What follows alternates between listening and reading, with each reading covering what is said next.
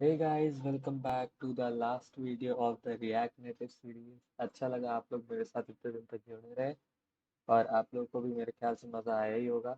तो जैसा कि मैंने आप लोगों से बोला था, हम लोग वाला ऐप बनाने वाले हैं। तो चेक इट एंड सो मैंने जैसा आप लोगों से बोला था, मैंने आपको ये ऐप का कोड दे दूंगा। आप लोग इस कोड में अपने चेंजेस कर सकते हैं और इसको और अच्छा तरीके से बना सकते हैं।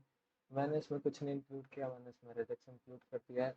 तो बेसिकली मैंने जो भी चीज़ें इंक्लूड करी है उसकी अगर कोई भी डिपेंडेंसीज हैं जो कि इंस्टॉल करनी है आपको, वो मैंने यहाँ पे डिपेंडेंसीज के लिए npm का कमांड दे दिया है। आप उसको इंस्टॉल कर लीजिएगा आपके सिस्टम पे चलाने से पहले। तो पहले चेक कर लेते हैं। यहाँ पे सबसे पहले app.js की फाइल। अब उसमें हम लोगों ने सबसे पहले स्टेटमेंट्स इंपोर्ट किए हैं। यहाँ पे ये हम लोगों ने स्टेटमेंट इंपोर्ट किए हैं, ये 3 to 8 लाइन तक।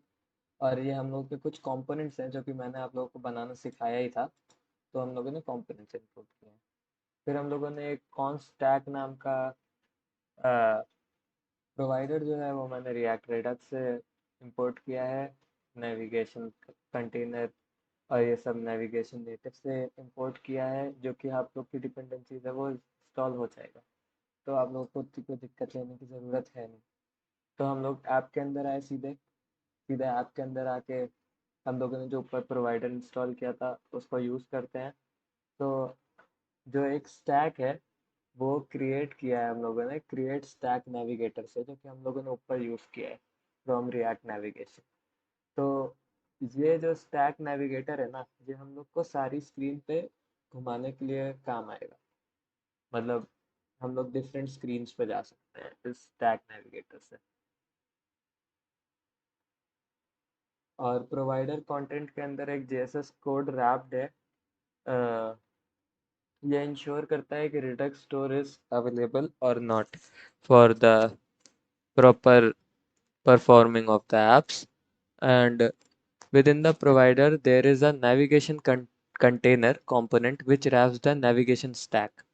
तो नेविगेशन स्टैक ये सारी चीज़ों जो हैं वो रैप करने के लिए हैं। ये सारे रिडक्स के फंक्शंस हैं। मैं सिर्फ आप लोगों को इसलिए बता रहा हूँ कि आप लोग को जो ज़रूरी चीज़ें हैं वो मैंने बता दी हैं। अब यहाँ पे जो हम लोग है अपना ऐप एक्सपोर्ट कर रहे हैं। ऐप एक्सपोर्ट करने के बाद मैं आपको सीधे सीधे बजट स्क्रीन के बारे में बता सकता हूँ। ये है हम लोग की बजट स्क्रीन, ठीक। तो चलिए जल्दी से इसके बारे में जान लेते हैं। बजट स्क्रीन के लिए हम लोगों ने सबसे पहले अलग अलग स्टेट्स बनाए। एक अमाउंट का स्टेट, एक सेट अमाउंट का स्टेट, डिस्पैच का यूज डिस्पैच, फिर कॉन्स्ट हैंडल ऐड बजट, इसमें हम लोग बजट को ऐड कर रहे हैं, ठीक।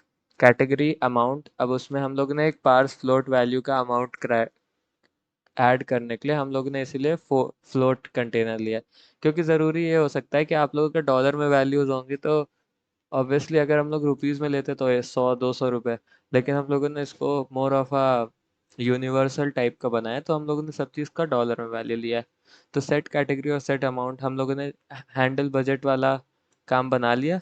अब हैंडल बजट के बाद हम लोग रिटर्न करेंगे क्या, स्टाइल्स डॉट कंटेनर, ये सारे कंटेनर्स हैं, ठीक। ये बजट प्लानर है। आ, इसमें हम लोग नीचे आके टेक्स्ट इनपुट में हम लोग कैटेगरी सेट कर सकते हैं। कैटेगरी जो हम लोगों ने ऊपर सेट किया है, सेट कैटेगरी यूज़ करेंगे। और सेट कैटेगरी जो हम लोगों ने ऊपर यूज़ किया था उससे हम लोग सेट अमाउंट करेंगे, दोनों चीज़। फिर उसके बाद हम लोग ऐड बजट ऐड करेंगे इसमें, और फिर हम लोग बाकी सारी चीज़ें जो हम लोग की हैं वो सिंपल सिंपल मैंने आपको सब चीज़ें पढ़ा के ही रखी हैं, margin, bottom, padding, border with वगैरह वगैरह। तो आप लोगों को इन सारी चीज़ों की दिक्कत है नहीं। आप लोग इसको इस कोड को अपडेट भी कर सकते हैं अपने हिसाब से, क्योंकि मैंने इसके आगे तक भी आपको पढ़ाया ही हुआ है।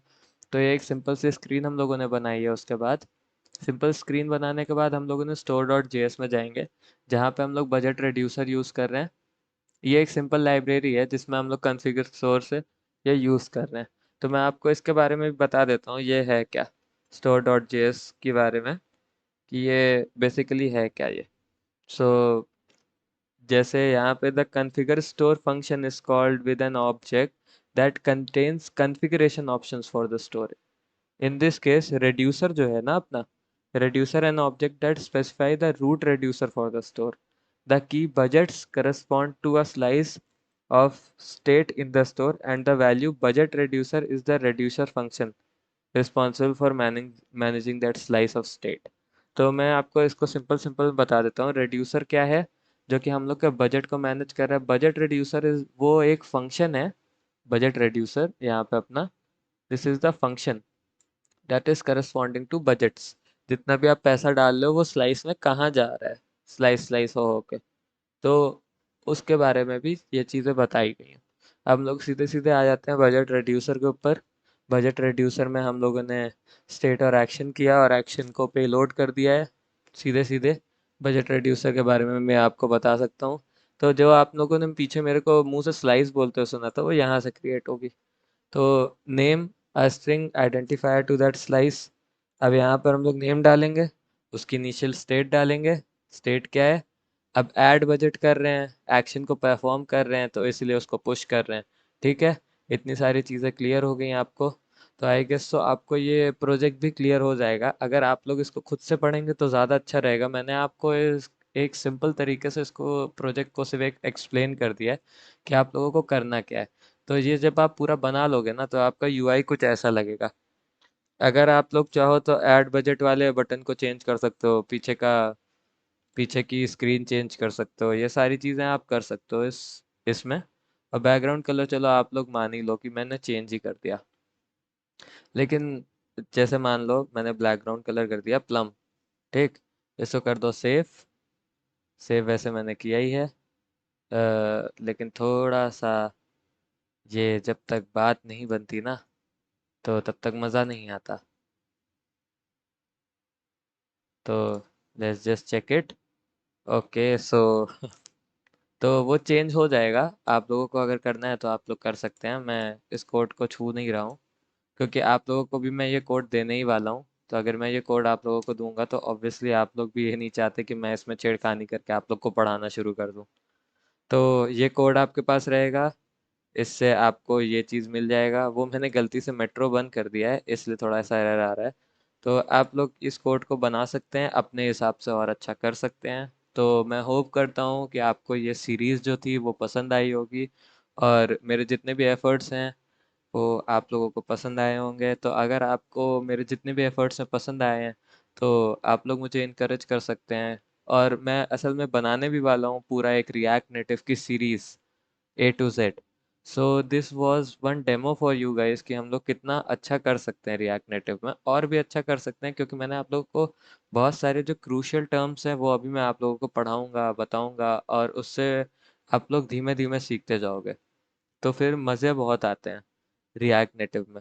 ये थोड़ी सी लैंग्वेज थोड़ी क्यूबरसम है, लेकिन मज़े बहुत आते हैं। तो इसी के साथ मैं चलता हूँ। Best of luck guys, thank you, have a good day.